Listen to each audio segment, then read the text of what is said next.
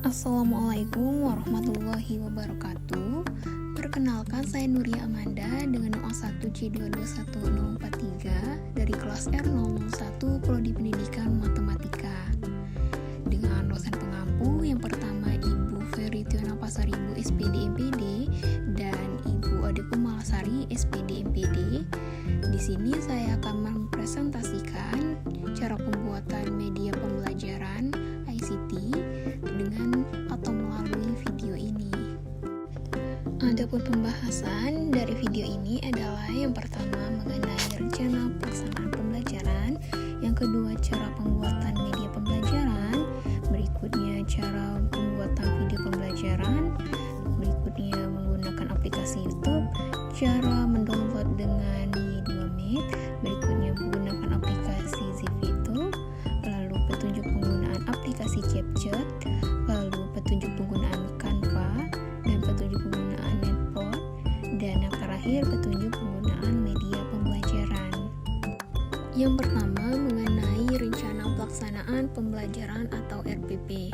Di sini saya memilih sekolah yaitu sekolah menengah pertama atau SMP, sedangkan mata pelajarannya matematika. Materi ini berada di kelas 8 semester 1 dan materi pokoknya yaitu peluang dengan alokasi waktu 2 JP atau 1 pertemuan, di mana di sini berisikan kompetisi inti, kompetensi dasar dan indikator, tujuan pembelajaran, materi pembelajaran, metode pembelajaran, media pembelajaran, sumber belajar, dan langkah-langkah pembelajaran. Cara membuat media pembelajaran. Berikut ini cara pembuatan video pembelajaran. Langkah pertama yaitu menggunakan aplikasi YouTube dan Y2Meet. Di YouTube saya mencari animasi bergerak dan setelah itu saya mendownloadnya dengan web Y2Meet. Berikutnya saya menggunakan aplikasi Zipito untuk membuat animasi. Berikut cara penggunaannya. Langkah pertama, saya membuka aplikasi Zipito. Kemudian saya mengklik icon Zipito-nya. Lalu di sini saya mencoba melihatkan cara penggunaan bajunya dengan mengklik avatar. Di sini banyak sekali pilihan baju ataupun yang lainnya, sehingga karakter ini bisa menyesuaikan yang kita mau. Baik, setelah selesai saya mengklik tanda plus yang di bawah, lalu saya mengklik tanda kamera yang di atas, lalu di sini saya mencoba mengganti gerakannya dengan mengklik ikonnya, kemudian kita pilih gerakan apa yang mau kita pakai, lalu bisa merekamnya dengan tombol merah.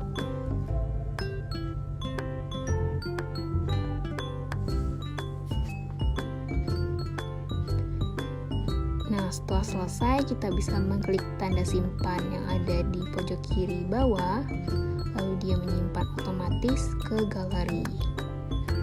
Berikutnya cara penggunaan aplikasi CapCut. Langkah pertama kita buka dulu aplikasi CapCut.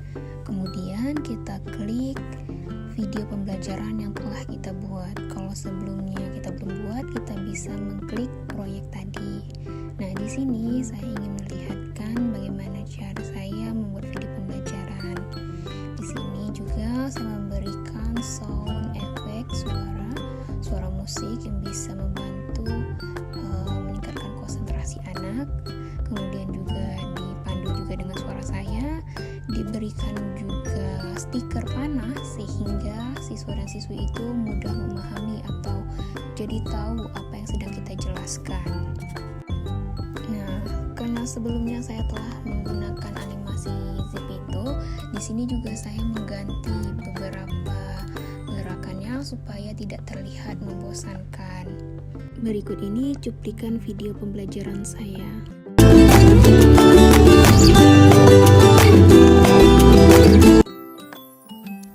Halo semua, bertemu lagi dengan saya Kak Manda.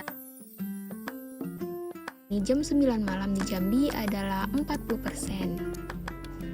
Bisa dipahami kan adik-adik konsep peluang? Dengan memahami konsep peluang, kita bisa memprediksi suatu atau NS adalah 4.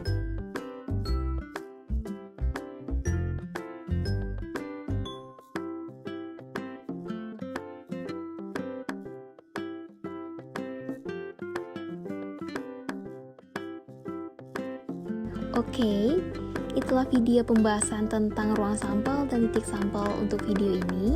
Selanjutnya Kamanda akan membahas bagian kedua, yaitu tentang peluang empirik. So, stay tune ya. Semoga video ini bisa bermanfaat. Terima kasih telah menonton. Bye!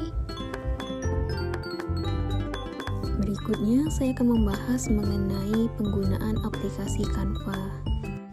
Langkah pertama, saya mengklik aplikasi Canva, kemudian kita akan masuk ke halaman awal.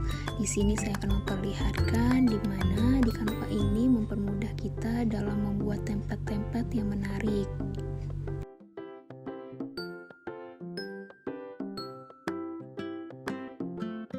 Di sini saya menggunakan selebaran tegak ataupun poster tegak untuk membuat kesimpulan, glosarium, dan lain sebagainya. Caranya mudah sekali dengan mengklik template yang mau kita pakai, kemudian kita bisa langsung mengedit, bisa dengan menambahkan foto ataupun mengganti font dari tulisannya.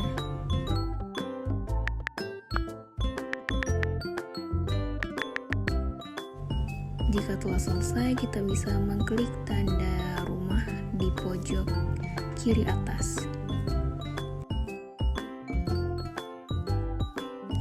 Nah, di sini saya akan memperlihatkan desain-desain yang telah saya buat sebelumnya untuk media pembelajaran saya sebagai berikut.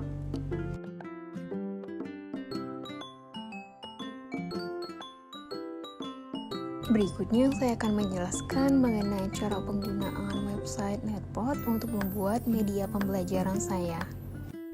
Langkah pertama, di sini saya membuka Chrome, kemudian mengklik Netpod. Kebetulan di sini saya sudah mengadd-nya di shortcut. Tetapi untuk teman-teman semua bisa mencari di netpod.com. Kemudian kita akan masuk ke laman awal Netpod. Untuk teman-teman semua yang belum mempunyai akun bisa sign in dulu. Kemudian karena di sini saya sudah punya akun, di sini saya otomatis terhubung dengan Netpodnya. Nah, di sini saya sudah mengcopy file di mana isinya sama persis dengan media pembelajaran yang saya buat. Kemudian kita bisa mengklik student passcode. Nah, di situ keluar kode yang bisa kita gunakan untuk membuka Netpod. Kemudian saya akan membuka media pembelajarannya. Di sini kita pencet atau klik edit. Nah, begini tampilannya. Di sini saya akan mengklik preview untuk melihat bagaimana sih media pembelajaran yang saya buat. Di bagian pertama itu ada profil pengajar, yaitu saya sendiri. Berikutnya ada kompetensi inti, dilanjutkan dengan kompetensi dasar, dan dilanjutkan dengan tujuan pembelajaran. Kemudian dilanjutkan dengan video pembelajaran sebagai berikut.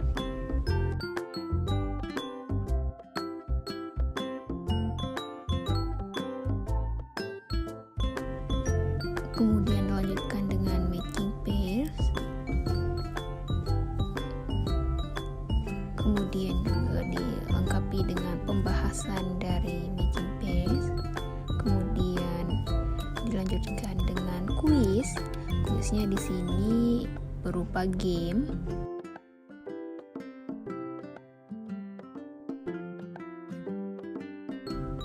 Kemudian dilanjutkan dengan pembahasan kuis.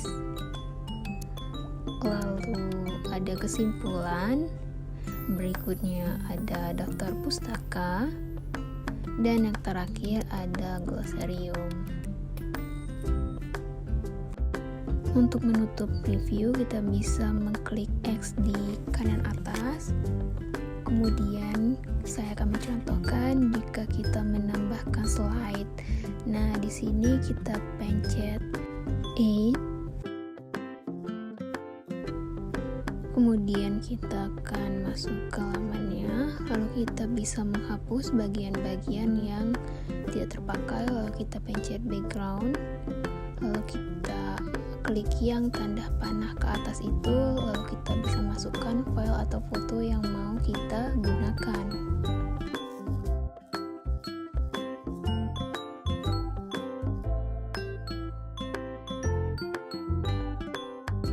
Setelah itu kita bisa menyimpan dengan mengklik save.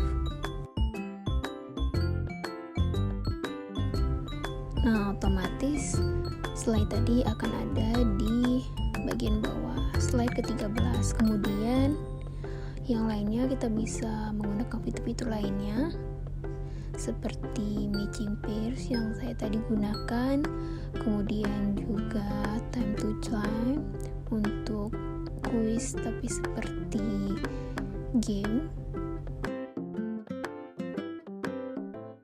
Setelah selesai kita bisa klik save and exit.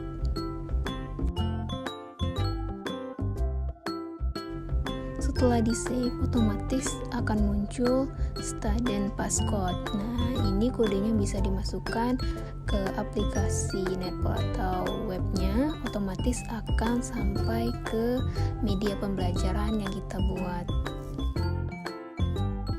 Berikutnya saya akan menjelaskan petunjuk penggunaan media pembelajaran Netpod. Terlebih dahulu kita memasukkan kode password Netpodnya sebagai berikut.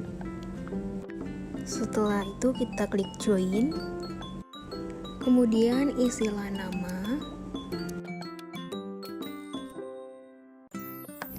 Jika sudah, klik join lesson.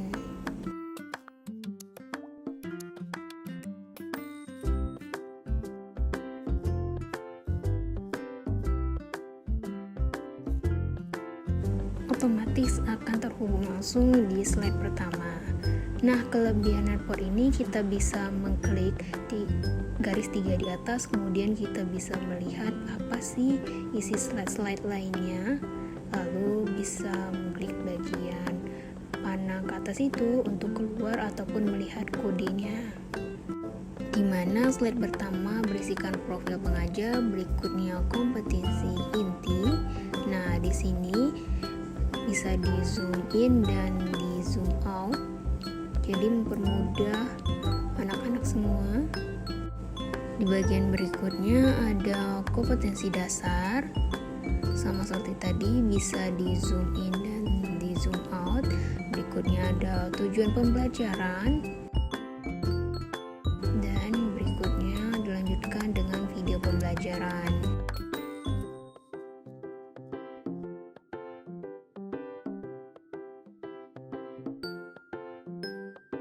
Berikutnya dilanjutkan dengan matching pairs, yang mana merupakan kuis, namun di sini saya mengemasnya seperti mengerjakan sebuah games, yang mana petunjuk atau cara menggunakannya ada di bagian atas, bisa mengklik di bagian kiri atas. Jika salah maka akan berwarna merah, kemudian kita lanjutkan lagi pengerjaannya. Nah, jika benar dia akan berwarna biru.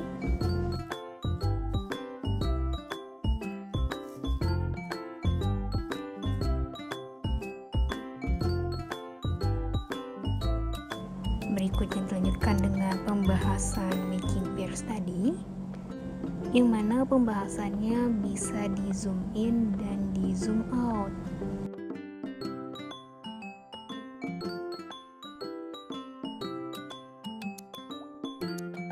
Kemudian dilanjutkan lagi dengan sebuah kuis, tapi di sini saya mengemasnya kembali seperti game sebagai berikut.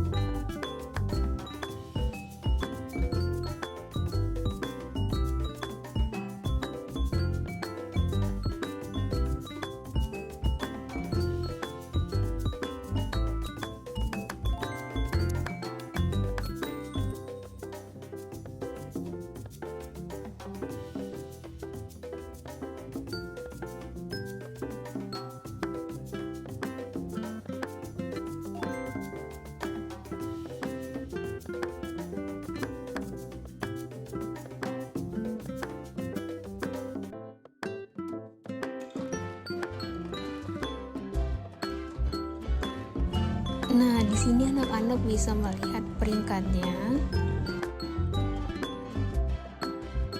Di slide berikutnya dilanjutkan dengan pembahasan kuis.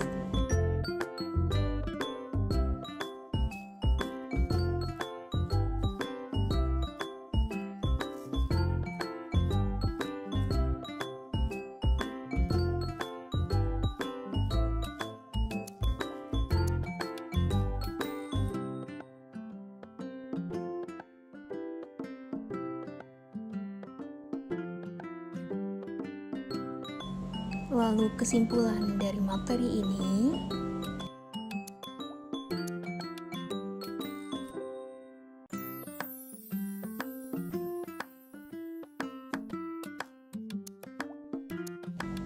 kemudian daftar pustaka,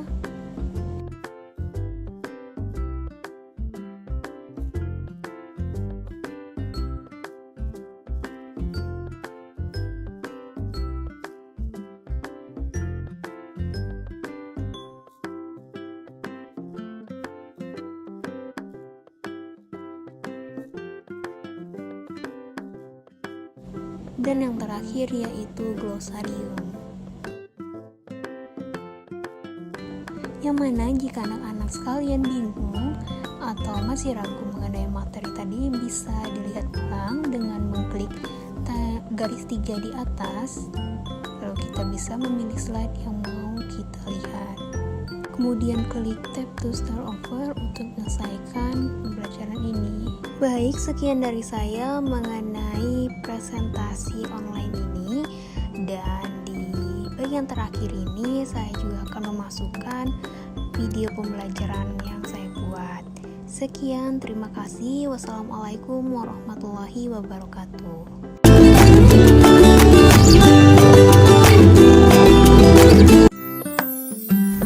Halo semua, bertemu lagi dengan saya Kak Manda. Semoga kita semua dalam keadaan sehat terus ya.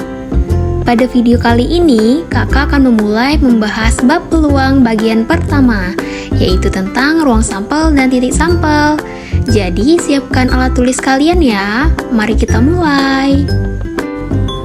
Pertama, kakak akan menyampaikan dahulu tujuan dari menonton video ini. Setelah menonton video ini, kalian diharapkan akan bisa yang pertama memahami konsep peluang, yang kedua memahami maksud ruang sampel, yang ketiga memahami maksud titik sampel. Oke, langsung saja kita mulai pembahasannya. Baik, kita lanjutkan pembahasannya. Oke, kita langsung saja. Apa sih yang dimaksud dengan peluang? Peluang adalah nilai kemungkinan suatu kejadian.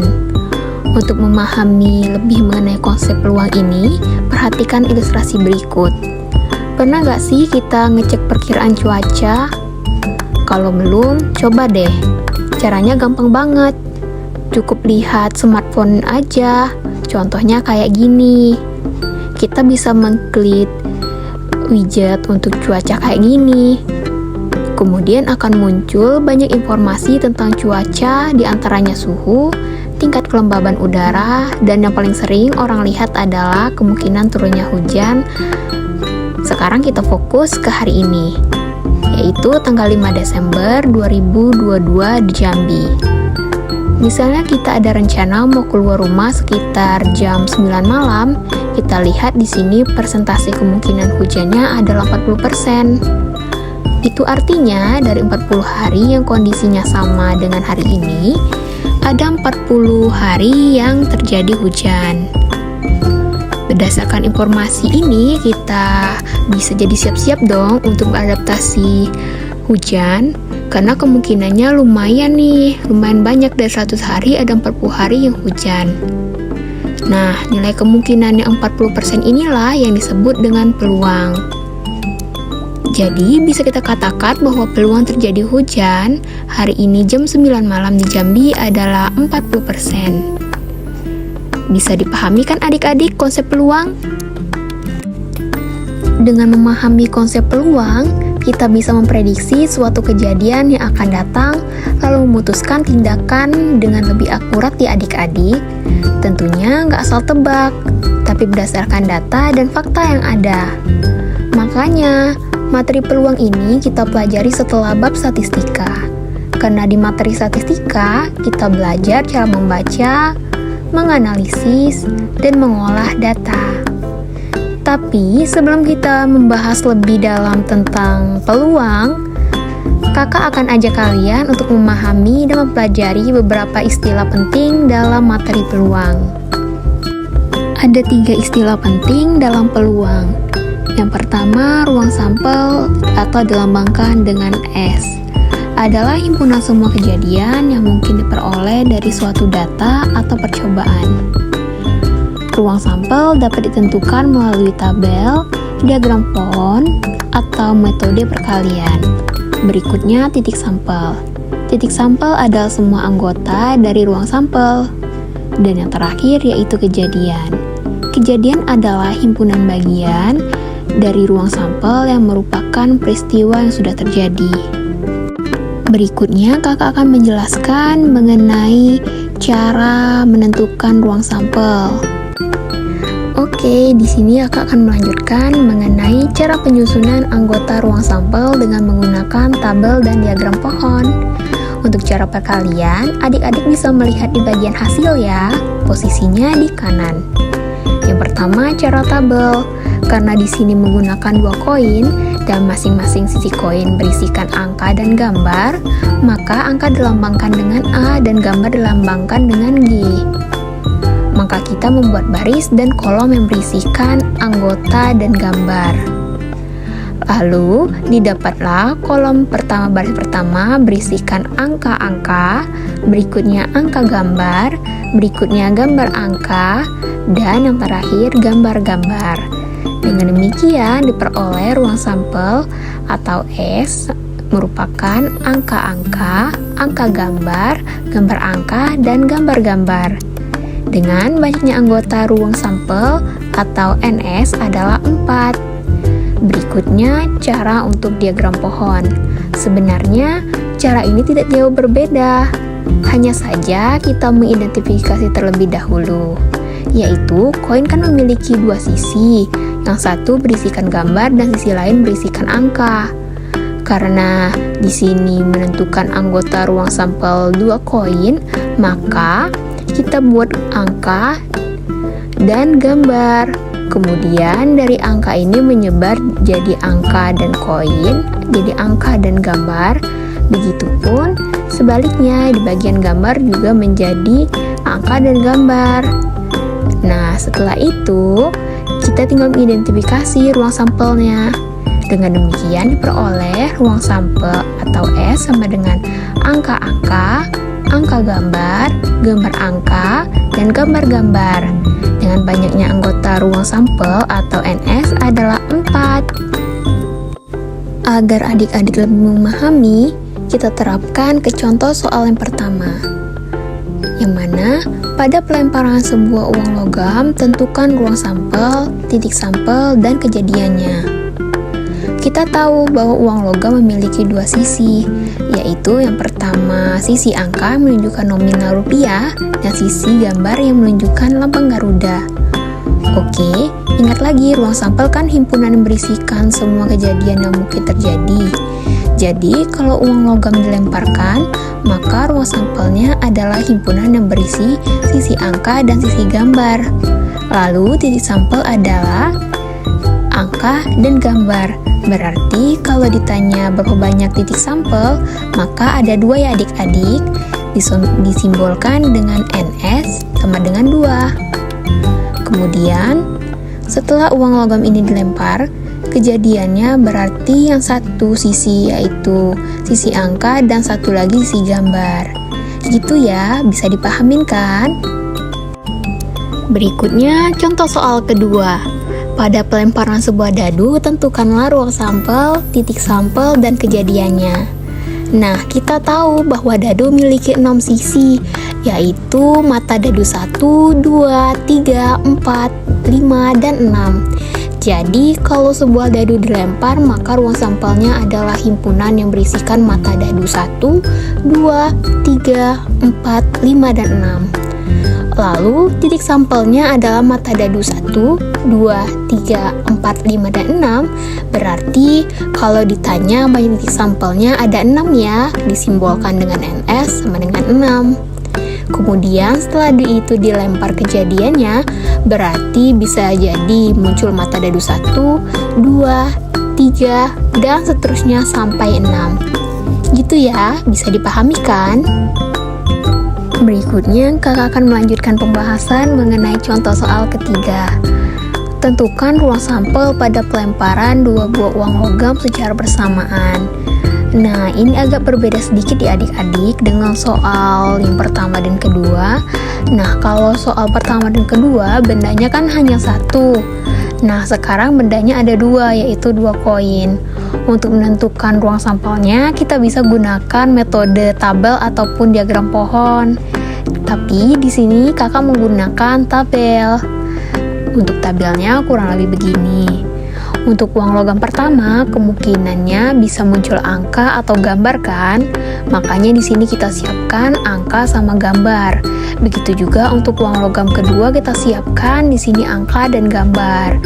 Berarti kemungkinannya adalah uang pertama muncul angka, uang kedua muncul angka, juga bisa uang kedua itu muncul angka, terus uang pertamanya muncul gambar. Berikutnya bisa juga uang pertama itu muncul gambar, yang uang keduanya muncul angka, dan yang terakhir bisa uang pertamanya muncul gambar dan uang keduanya juga muncul gambar. Maka ruang sampelnya adalah angka-angka, angka gambar, gambar angka, dan gambar-gambar. Kalau ditanya berapa banyak anggota ruang sampelnya, berarti kita tulis NS sama dengan 4. Yang mana kan anggotanya ada angka-angka, angka gambar, gambar angka, dan gambar-gambar. Oh iya, kalau di soal cuma ditanya berapa banyak titik sampelnya, kita cukup kalikan aja ya kemungkinan dari masing-masing benda. Nah, contoh uang pertama kan kemungkinannya ada 2. Kalau nggak angka ya gambar. Nah, uang kedua juga sama, kemungkinan juga 2. Jadi banyak titik sampelnya adalah 2 dikali 2 sama dengan 4. Beres kan, nggak perlu dijabarkan lagi menggunakan tabel atau diagram pohon. Jadi nanti kalau ada 3 uang logam berarti banyak titik sampelnya. Uang pertama ada 2 kemungkinan dikalikan 2 kemungkinan dikalikan 2 kemungkinan lagi. Berarti ada 8. Gitu ya. Semoga bisa dipahami. Selanjutnya kita masuk ke contoh soal yang terakhir. Contoh soal keempat. 2 buah mata dadu dilemparkan secara bersamaan. Maka tentukan A banyak titik sampel dan B banyak kemungkinan mata dadu berjumlah 8. Oke, langsung kita jawab ya. Pertanyaan yang A, berapa banyak titik sampelnya? Pertama, kita pilihkan dahulu ya. Kalau dadu kan berarti ada 6 kemungkinan. Berarti titik sampelnya adalah 6. NS sama dengan dadu pertama adalah 6 kemungkinan dan dadu kedua yaitu juga 6 kemungkinan. Jadi hasilnya 6 dikali 6 sama dengan 36. Maka banyaknya titik sampel atau NS dari pelemparan 2 buah dadu secara bersamaan sama dengan 36. Gampang kan? Berikutnya pertanyaan kedua. Ada berapa banyak kemungkinan mata dadu berjumlah 8? Supaya lebih teliti kita coba cek di tabelnya aja ya. Maka kita bisa mengkombinasikan jumlah dadunya. Berapa banyak kemungkinan mata dadu berjumlah 8? Ya kita tinggal cek aja berapa jumlahnya yang 8. Yang pertama kan ada 2 ditambah 6 hasilnya 8. Berikutnya ada 3 ditambah 5 hasilnya juga 8. 4 ditambah 4 hasilnya 8. 5 ditambah 3 hasilnya 8. 6 ditambah 2 hasilnya 8. Maka totalnya ada 5 kemungkinan mata dadu yang berjumlah 8. Gitu ya, mudah dipahami kan? Sekian pembahasan dari kakak mengenai pembahasan pertama ini. Sekarang giliran kalian ya, silakan coba mengerjakan kuis dan latihan soal setelah menonton video ini. Kunci jawabannya kamu letakkan di akhir latihan soal ya, supaya kalian bisa cek jawaban kalian benar atau enggak. Oke? itulah video pembahasan tentang ruang sampel dan titik sampel untuk video ini. Selanjutnya Kamanda akan membahas bagian kedua, yaitu tentang peluang empirik. So, stay tune ya. Semoga video ini bisa bermanfaat. Terima kasih telah menonton. Bye!